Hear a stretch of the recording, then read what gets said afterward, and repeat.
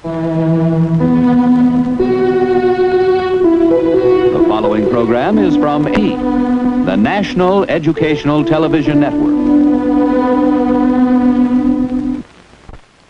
NET Journal, a look at the events and issues of the world today.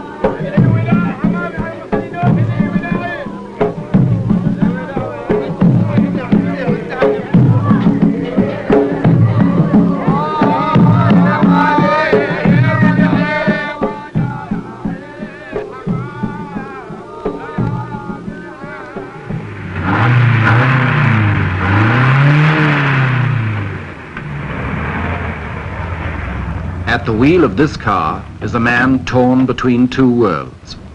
He's an Arab sheikh who was born in an old Arabia and will die in a new one. He worships Allah, loves the desert, and is one of the richest men in the world. His name is Zaid.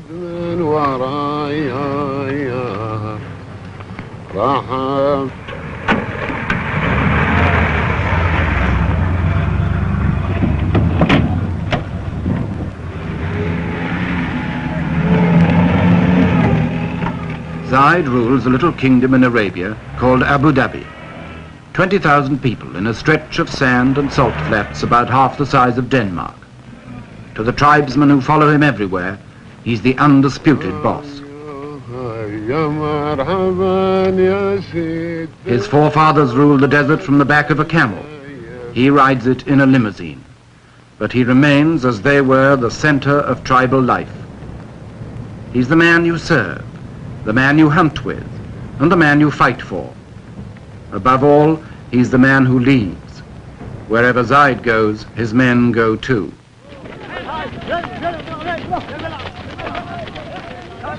Those who don't travel with Zaid come out of the desert to greet him. They all owe their loyalty to him, and they all expect rewards from him.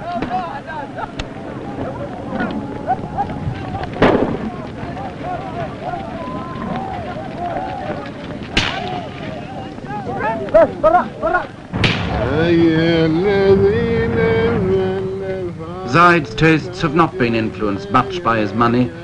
He likes the simple life, to drive himself, to go hunting and camping in the desert, to be with his people as a sheikh should be, to follow the ways of the old Arabia.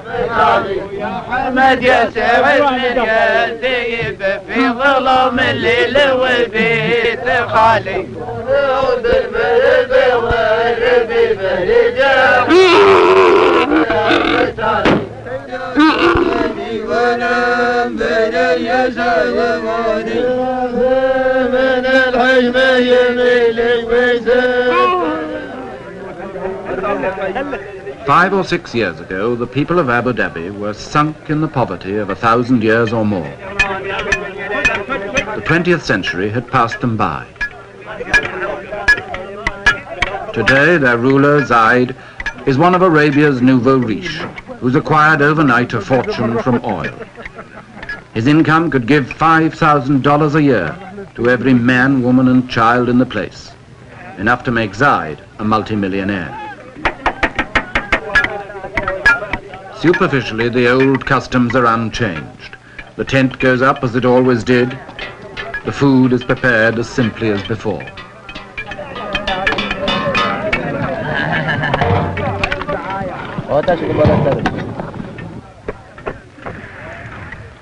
Zaid's natural pace is leisurely, almost indolent. Time is about the only thing the desert's been rich in until now. Time for coffee, time for talk, time made into ritual from century to century, from morning till night.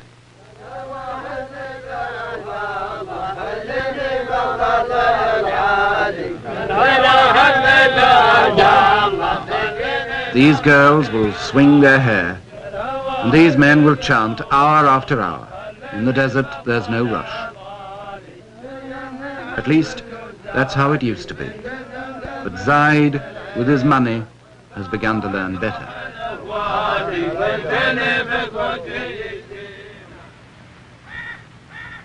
In this palace in Abu Dhabi, Zaid had a brother. His name was Shakput, and for more than 30 years he ruled Abu Dhabi in poverty and comparative peace.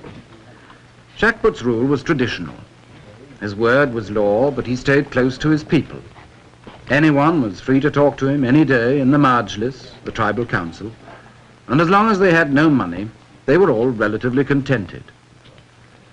And then in the 1960s, Abu Dhabi struck it rich, and its troubles started. In a year or two, people were demonstrating about work and wages who'd never had either in their lives before. The grumbles grew as the money mounted, because Shakput was a miser. All his life he'd been a poor man. Now that he was rich, the skinflint habits stuck. And like a man who's won first prize in a lottery, he found his money made few friends.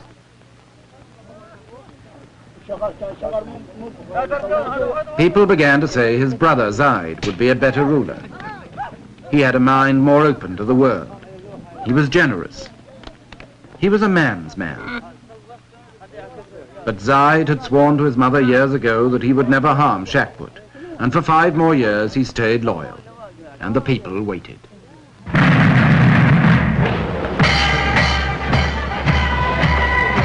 The oil flowed. The money poured in, but Shakput wouldn't spend it. He was paralyzed by habit, suspicion, and downright fear. He knew the harsh old world of Arabia. He couldn't meet the challenge of the rich new one.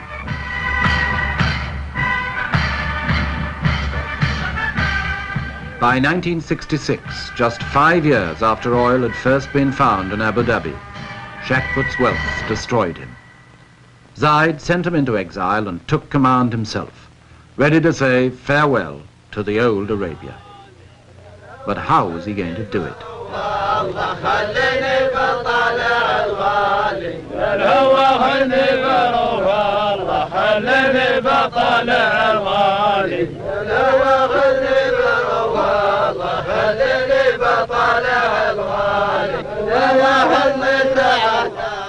Even with a new ruler, the old life still goes on. A timeless, patient life, dominated by the desert and the unforgiving sun.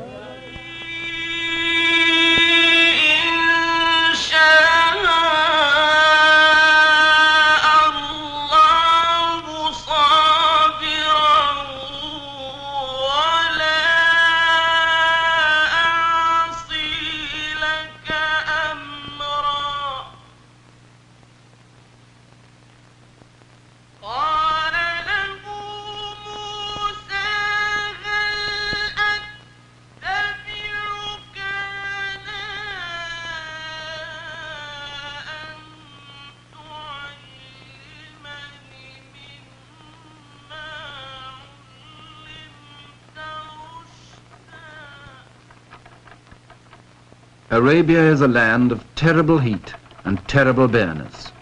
A tract of desert as big as Western Europe, practically untouched by the world until a few years ago. To anybody who doesn't live there, it seems a land of mystery and romance, full of the exotic promise of the veil. There are still people who think of it as the land of harems and the Arabians. In reality, it's a harsh and lonely place.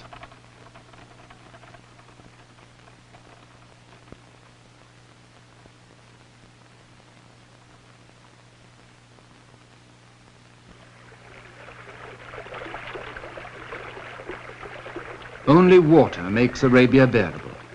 Where there's water, there's life. Water is so important that the Arabian oasis became the direct inspiration of the Muslim idea of heaven. And no wonder, when you come to the cool shade of the date gardens after the heat and emptiness of the desert, the oasis seems literally heavenly, a place of pure pleasure.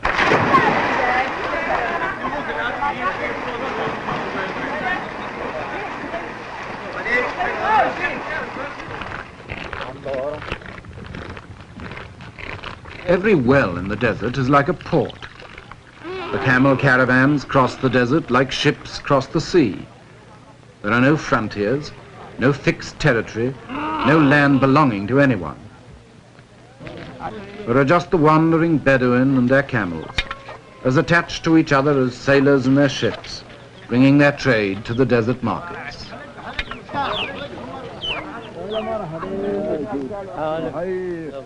It's a hard life in Arabia, and it breeds hard men, but it's as perfectly adjusted now to the hard land it's lived in as it was in the days of Abraham, the father of all the tribes. There's still a sort of biblical rhythm about it.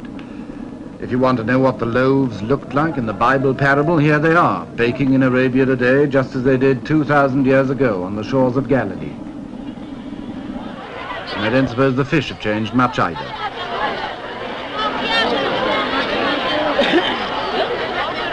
The women of Arabia still hide behind the veil, as Arabia itself has done for centuries.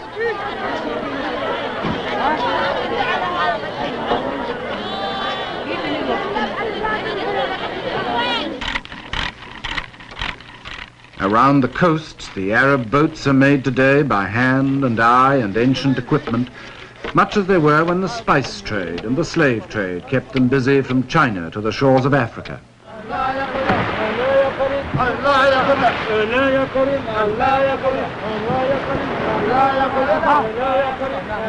To the Arabs, the sea was a source of wealth that the barren land could not provide. Fishing, pearling, trading, smuggling, and especially piracy. Arab sailors in the Indian Ocean and the Persian Gulf preyed on the ships of Europe in the Indian trade. In the end, their piracy was their downfall. With a few naval sloops and some of the queerest treaties ever devised by man, the British Empire imposed on 2/3 of Arabia's coast the thin red line of peace.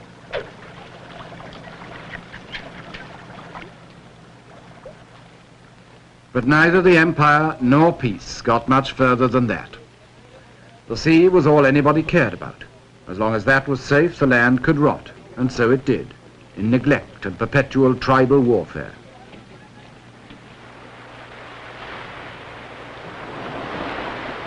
Beyond the coast, most of Arabia lay untouched until 20 years ago.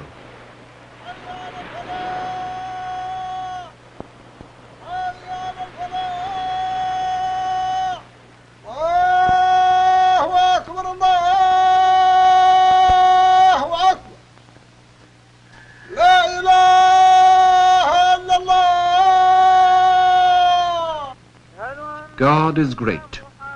There is no God but God, and Muhammad is his prophet. The religion of Arabia, by tradition, is as forbidding as the land. It's nearly 14 centuries since Arabia was the birthplace of Islam, but it's still the home of the most devoted of all the followers of Muhammad.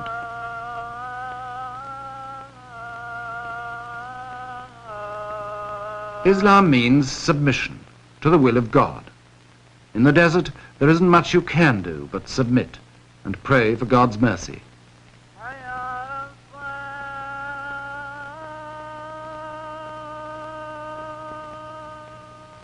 Submission makes everyone equal. A ruler like Zaid is no different from other men in the sight of God. He submits like them, and wherever he is, he prays like them, and with them too. Allahu Akbar. Assalamu alaikum wa rahmatullah. Assalamu alaikum wa rahmatullah. The Prophet decreed that the faithful must pray 5 times a day, from dawn to dusk.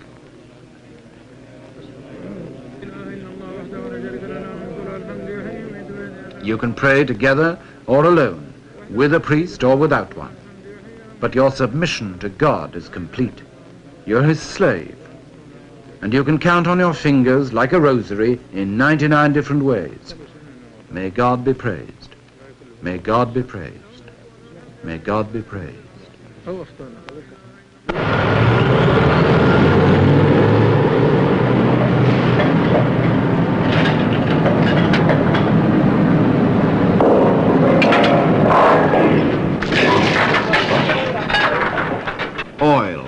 ended the centuries of Arabian isolation. Oil means money. It's worth nearly $6,000 million a year around the Persian Gulf alone. And although most of the Arabian oil fields have been in production less than 20 years, their wealth is cracking the old life of Arabia wide open.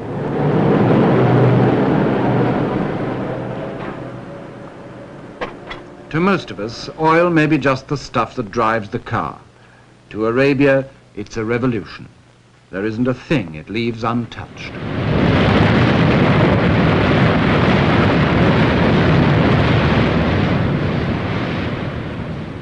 It makes the desert rich. It brings the prospectors and the lawyers and the map makers to divide it.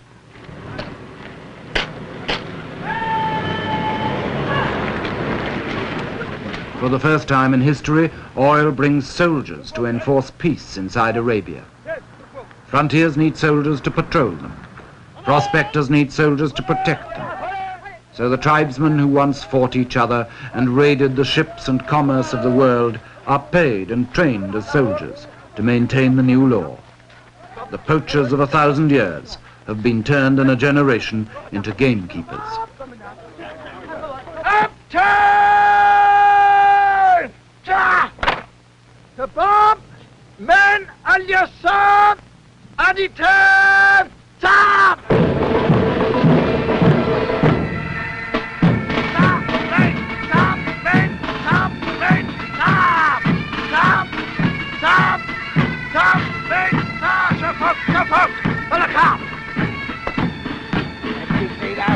Sida!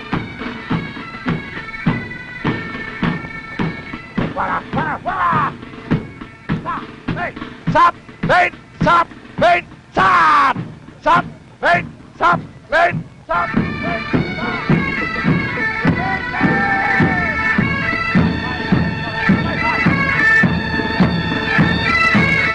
Sultan, Sultan, Sultan, Sultan, Sultan! Helicopter!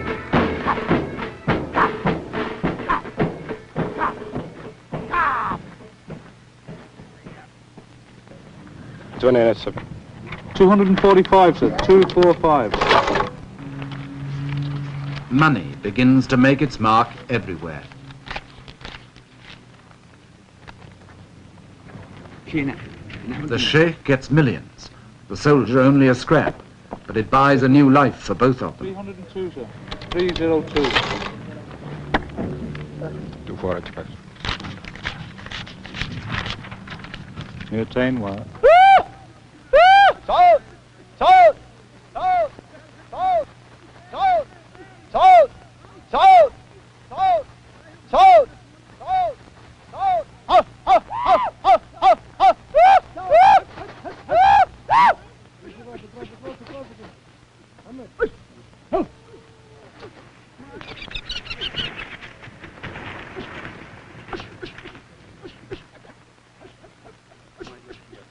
On his hunting trip, Zaid chases the desert game with a string of falcons as long as his purse. 20 years ago, he'd probably have gone hunting on foot, with only a few birds to help him. Now he takes anything up to 100.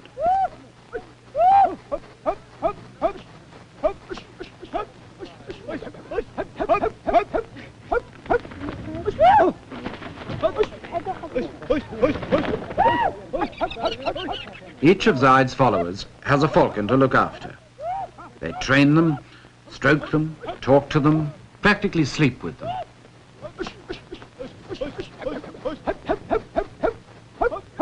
Like racehorses, they're the pampered darlings of a rich man's camp. And like racehorses, they cost big money. A good bird will fetch $600 or more imported from Syria or Iraq. And with so much oil money in Arabia now, the price is rising every year.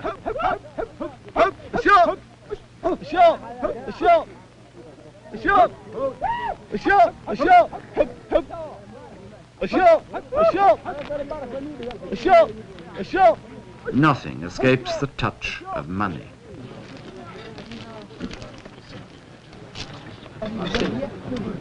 Money changes all relationships. When Zaid visits his neighbors now, the traditional feast for a visitor becomes an offering to a wealthy benefactor instead. Unlike many of Arabia's oil millionaires, Zayed believes in sharing his wealth. He told me once, the oil business is like a lottery. I might still be poor and my neighbors might be rich, so we ought to help each other. He's already given away millions. Zayed's host at this feast was one of his poorest neighbors. But now that Zayed has touched his palm with silver, he won't be quite so poor.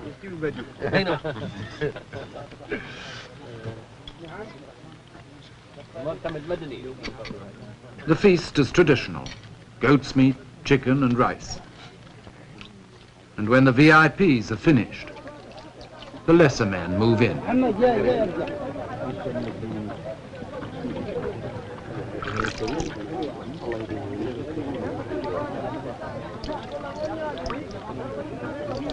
It's always the custom in Arabia for the poor to eat at the rich man's table, or rather, off the rich man's floor.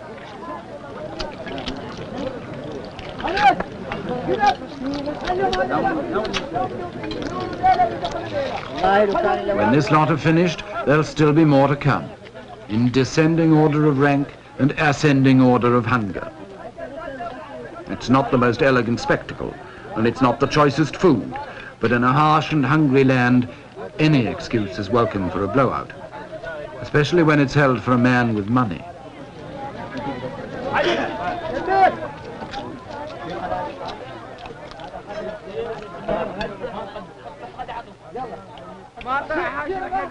لي صفا ونزاح همي ولا باس ان قلت جرب لي القلم باهتمامه ما دام فكري سالي كل هو جاس اكتب معانا ان قلتها بالتمامه معنا على ما دار القلب واحتاس. The old Arabia pulls at the heart, the world where Zayed was raised, and where he always likes to be, around the campfire in the cool desert night, among his men, listening to those endless Arab fairy tales that the audience knows as well as the storyteller, of love and beauty and the 1001 nights. When the hunting's over and the caravan's resting, this is how they've passed the time for 1,000 years.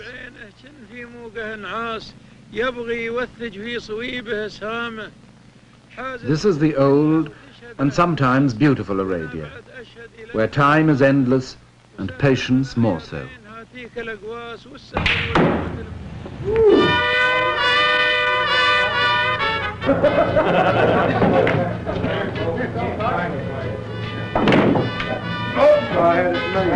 But in the new Arabia, time is money, and that pulls at the purse strings. This is the Arabia of the air-conditioned desert, the sanitized, sterilized caravan of the 20th century, with its international wealth and international accents.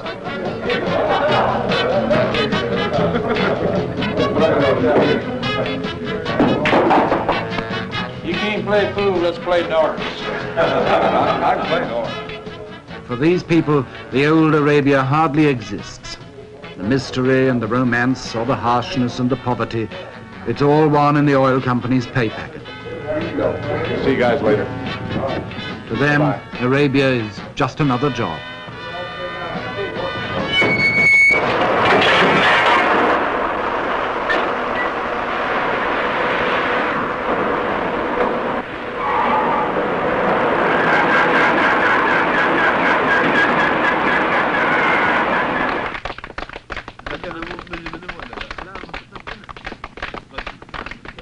The fairy tale is over, and everyone now will live happily ever after in the dream world of the Arabian Nights.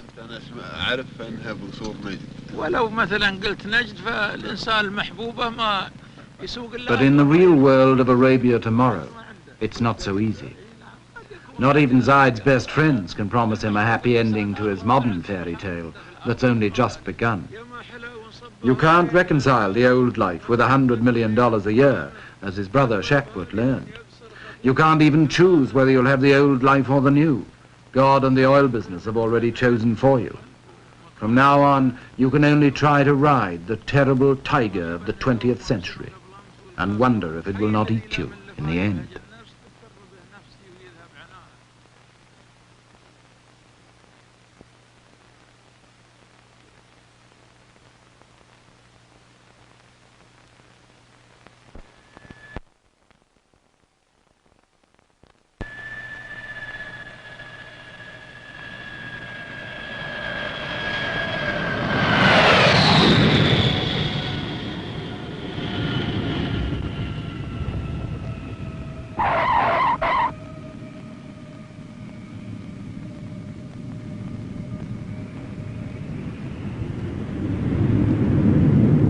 by the international jets and the local runabouts, the vultures of world commerce descend on Zayed's little kingdom. They're perfectly decent vultures, just bankers and businessmen doing their job. $100 million a year is a nice piece of export market to get your hands on, especially when the place so obviously needs your help.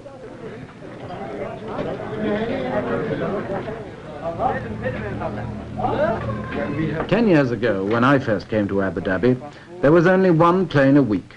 Now there's more than one a day, and the old place can't quite cope. We've been here before. I don't know, there's been quite some improvement here in 4 years since I've been here. I fully expect to see some floor shows when I get on into town. With some striptease also? Well, no, that's a little too much.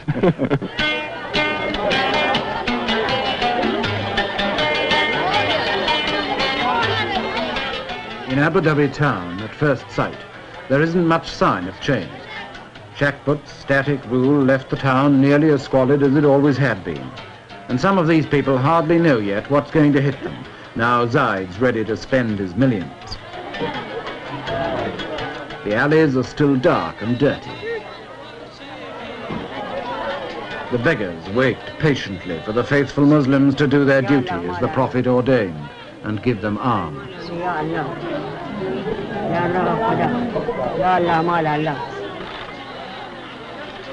This is what Arabs call the souk, the bazaar or marketplace. And in Abu Dhabi, it's Bond Street and Fifth Avenue and the neighborhood supermarket all rolled into one.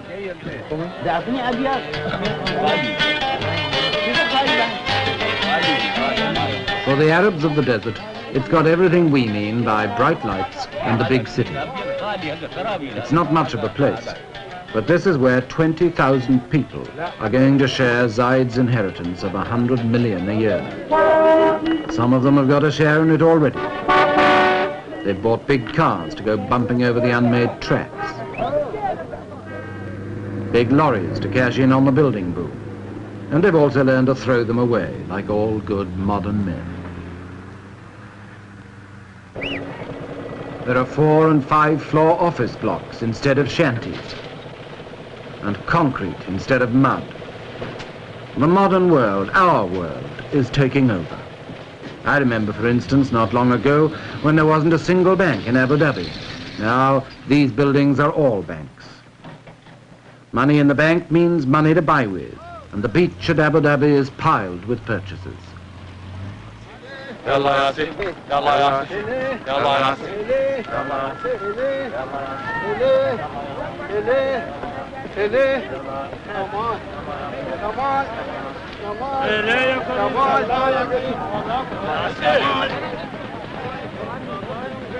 Abu Dhabi was built on a sandbank, so it's never had a proper harbour.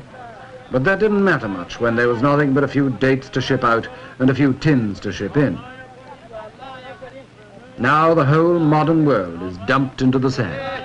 Air conditioners and deep freezers, timber and steel, cement and typewriters, fans and filing cabinets. You name it and you'll find it here, sweeping in like a tidal wave on the old Arabian shore.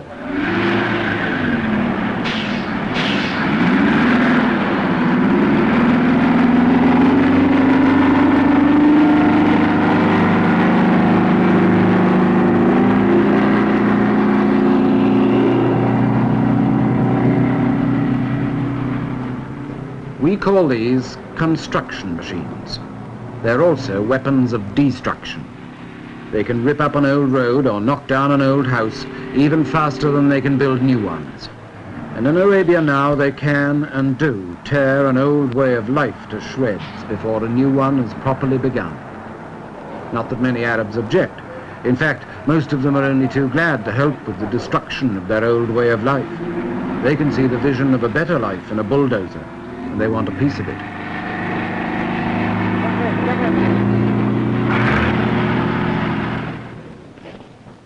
Someone, though, must try to strike a balance between building the new and wrecking the old.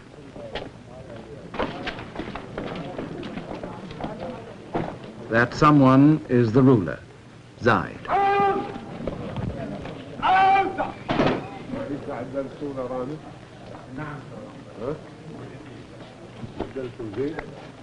Zaid knows from experience that if he's too slow to destroy the old world, he may be removed like his brother Shakbut.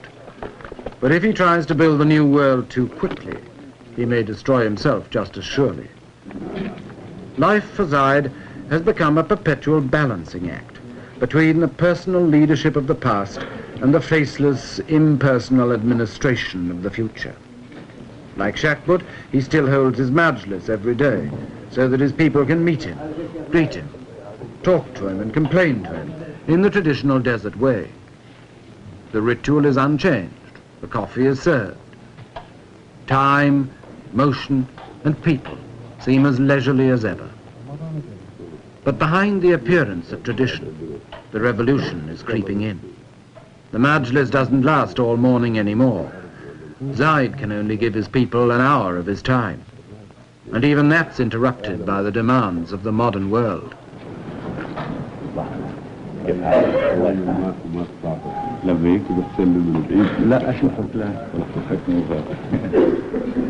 Welcome to the international businessmen. Welcome to the salesmen, to the experts, to science and high finance.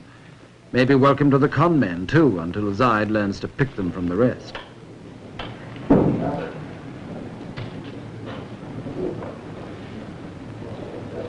Of course they all sit down together. And of course they're all equal, East and West, the world and Arabia. The courtesies of the old world, mingling with the business of the new.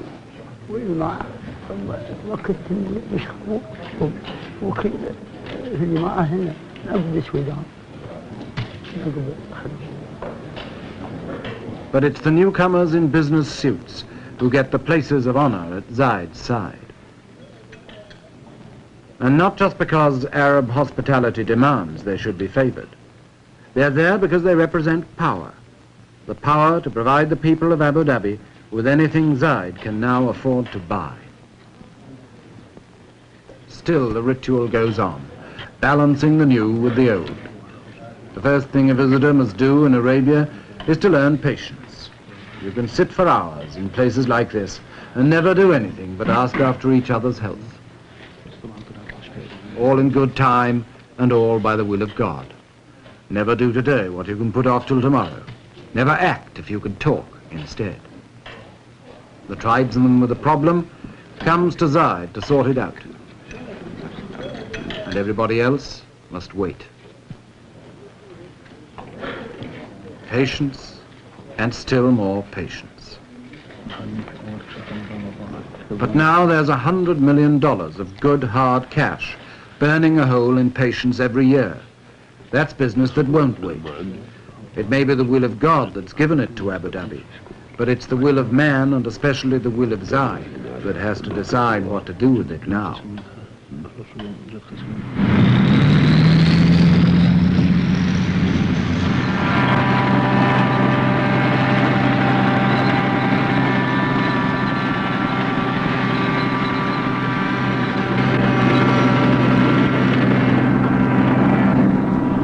For 5 years after the oil began to flow, Abu Dhabi got nothing but piecemeal changes. Now Zaid has come to power with a plan to make Abu Dhabi the model state of Arabia, with all the paraphernalia of development.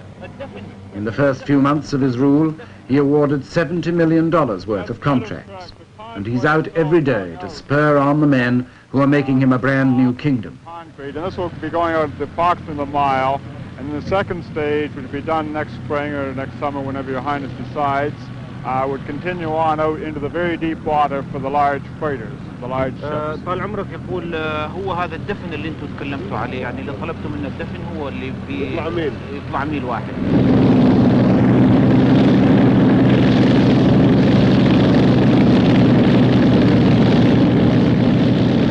The machines that come ashore on the beach are pounding the desert into new shapes.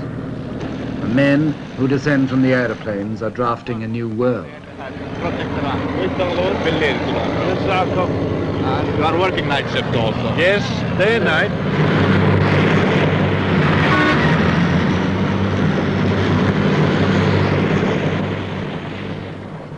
It's a world where time and opportunity have changed places. Yesterday, time seemed endless and the opportunities few. Today, time is short and the opportunities are infinite. Going out for approximately a mile, which we had discussed with you in your office when Mr. Griesbach, our design engineer, was here a month ago. Zaid told me once he didn't know what would happen in 10 years' time, but he felt he must give everything to his people now because they'd had nothing for so long. Schools and hospitals, wells and houses, an artificial deep water harbour to replace the Abu Dhabi beach, a 4-lane highway and a water pipeline across the desert, an airport with a runway longer than London's.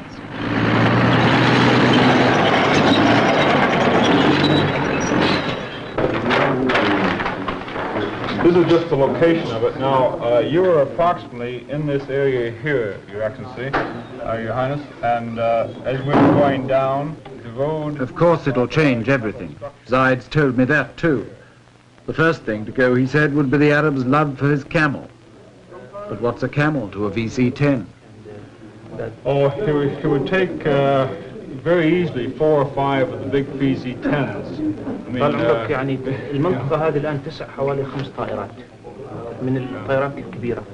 And of course, the smaller the DC-3s, it would take quite a few. See, one of the difficulty things that we don't know how many aircraft will be coming in here, Your Highness, and this is one of the things which you yourself will have to decide how many airlines you'll permit to come into Abu Dhabi. And this will, of course, govern the number of aircraft here at any one time. Decide, choose, act. Sometimes under these new imperatives, Zaid acts pretty hastily and harshly.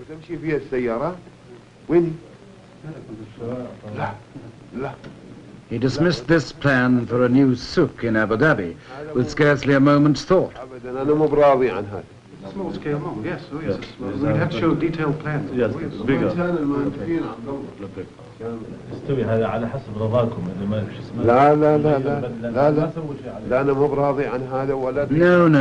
never, never, never. Take it away and start again. So 2 months' work is demolished in a moment. He who pays the piper calls the tune.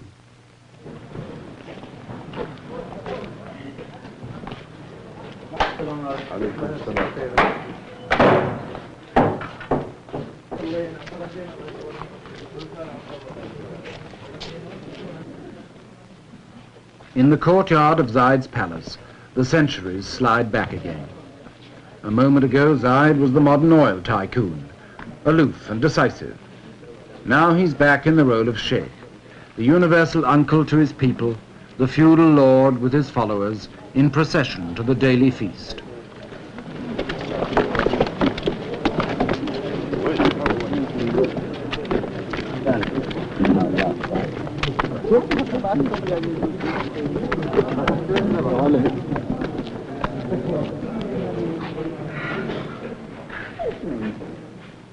To the tribesmen of the desert, used to bread and dates in the sand, Zaid's table is a revelation. It's loaded with more food than many of them have ever seen, and it really is a table, and not just the floor. The idea of a free meal for all Zaid's followers is traditional, and he rarely sits down with less than 50 men. But the forms and the food are new. Money talks here through waiters in black ties, through plates and soup spoons, and a whole new ritual of table manners to master. Like the newly rich in any part of the world, the Arabs of Abu Dhabi are learning to keep up with the Joneses. Snobbery is the latest local vice.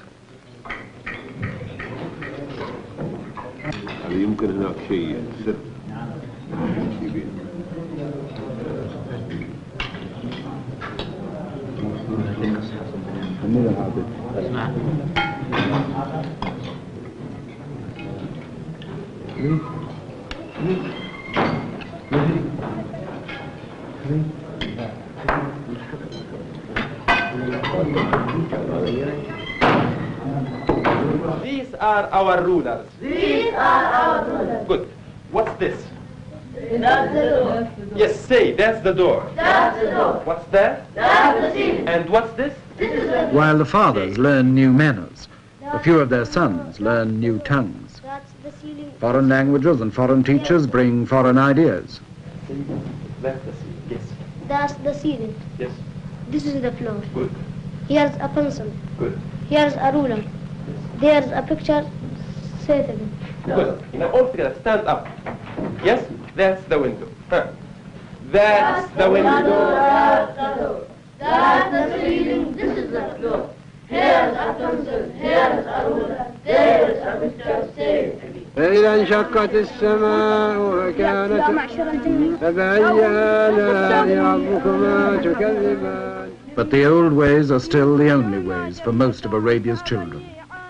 Schools like this, where the boys learn the Holy Quran by heart, haven't changed in 1,000 years. It's still the only sort of school most kids ever see, if they're lucky enough to see a school at all.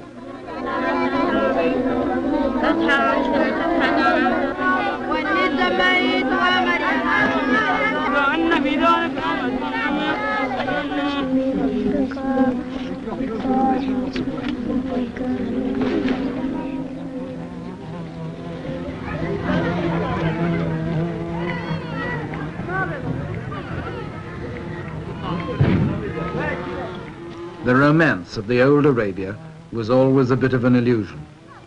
In reality, the place was and still is full of desperate poverty and sickness. There wasn't a single hospital in Abu Dhabi until a few years ago, and doctors were hardly ever seen. Now there's this American mission hospital, overburdened, overcrowded, forced to compromise, like everything in Arabia, between modern standards and old habits. It's something that we have not wanted to exist, these patients being in all together, but we've been working on it, and we haven't come up with a good answer, simply because we don't have enough staff to watch all the doors. We lock the front door and they come in the back door or the side door. So we have gotten sort of used to it over the years, so that now we don't mind it much. When they're all in there together, it's their hard luck if they can't have the privacy of a personal examination with the doctor. The little children often have diarrheas or fever, colds, and sores and abscesses and such to take care of. And then the local Arabs seem to have their share of accidents, falling out of a palm tree or off of a camel. And they seem to be sort of dangerous. They may fracture a limb or break a hip. And most all of the people are suffering from eye ailments of one sort or another, from the youngest child to the oldest man, with the ailment of trachoma, which is about 99% prevalent here. Many of them are suffering from tuberculosis. More and more we are detecting this disease as we go on with X-ray.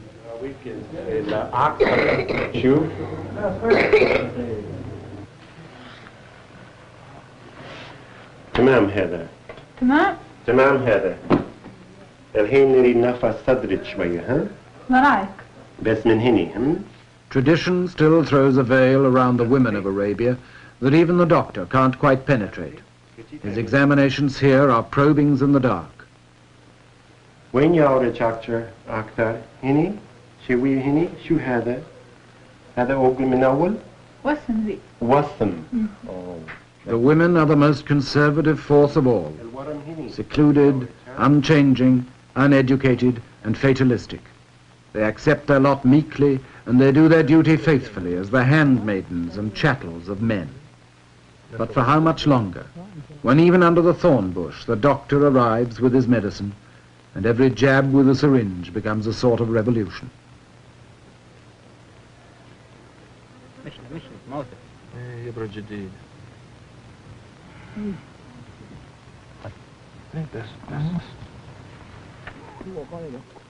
Some of it may be still a bit like faith healing. No doctor's skill could have cured this man's tuberculosis. The most that medicine could do was to give him a sort of comfort on the way to death.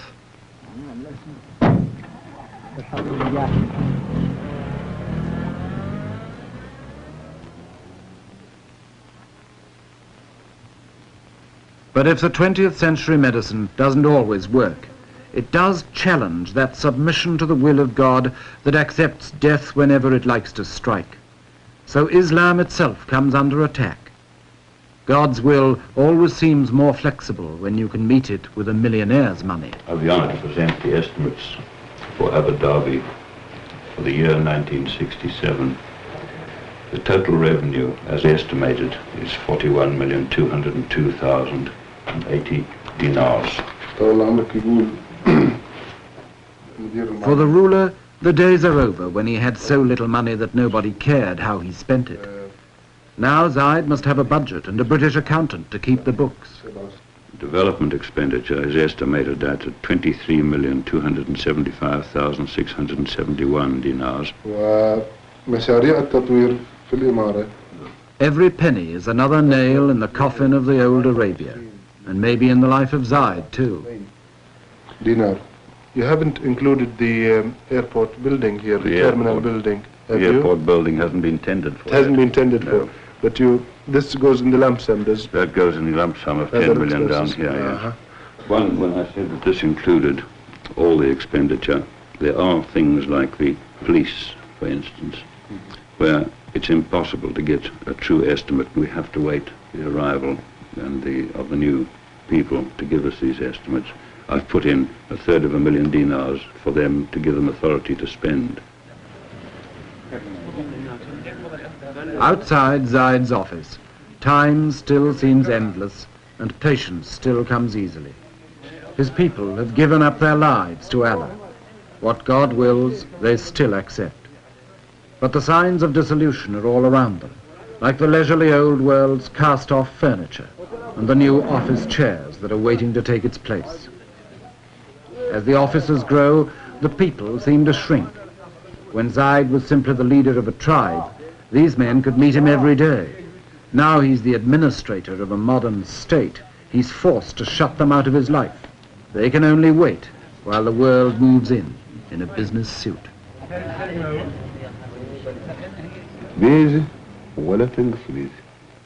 Even Zaid is a little less sure of himself. He can ask the new questions and make new demands, but who can give him the answers? You see, His Highness, and for this year, of course, we're giving him something very approximate. Yeah. But for next year's, he'd like it as precise as possible. Well, I'm hoping that the exercise in the coming year will give us the material for next year, but at the moment there's nothing to go on.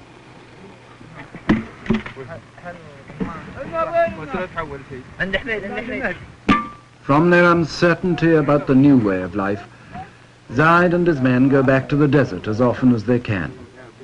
The desert is still home, the place they knew before they were rich, and the only place they will really know until the day they die. In the desert for a day or a week or a month, they can go back to their old and simpler ways, to a genuine sense of comradeship that the modern world leaves no time for. There are no budgets and civil servants here, no plans, no figures, no complications, no closed office doors. نحن ناوي بنسيلكم قلنا الشيوخ قيلوا والشيوخ ما عندهم دله ونحب نسوي لهم القهوه. There's the sky, the heat, the emptiness, and the infinity of time that they've always understood. Out here, they can all be sure of themselves again. They can relax and be men again. Or perhaps, being only men, they can just be boys.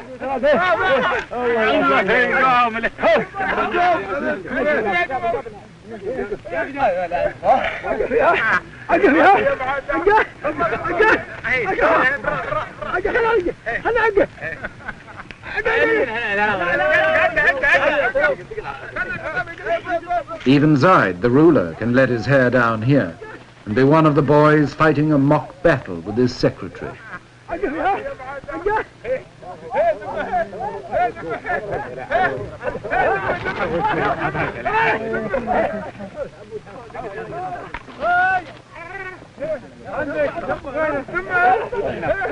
On trips like this, the desert is an escape, a recovery of innocence, a return to Eden. But like all escapes, it's also an illusion. The innocence is lost and will never be recaptured. because the old Arabia of isolation, hardship and tribal war in which it flourished has been swept into the world at last. The unknown land has been more than just discovered. It's been uncovered in the past 10 or 20 years and dragged naked into everybody's sight.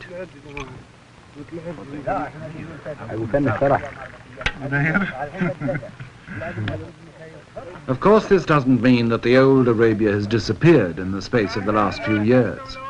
It's still a hard land that breeds a hard people. Tough individuals like Zaid and his men, and some of them still fighting a rearguard action against the assaults of the modern world. All the same, in the end, the 20th century brooks no defaulters. Here in Arabia, one of the last of the lonely lands is surrendering its old independence. From now on, its people will have to face, like the rest of us, the infinite hopes, possibilities, and disillusionments of the modern, universal world.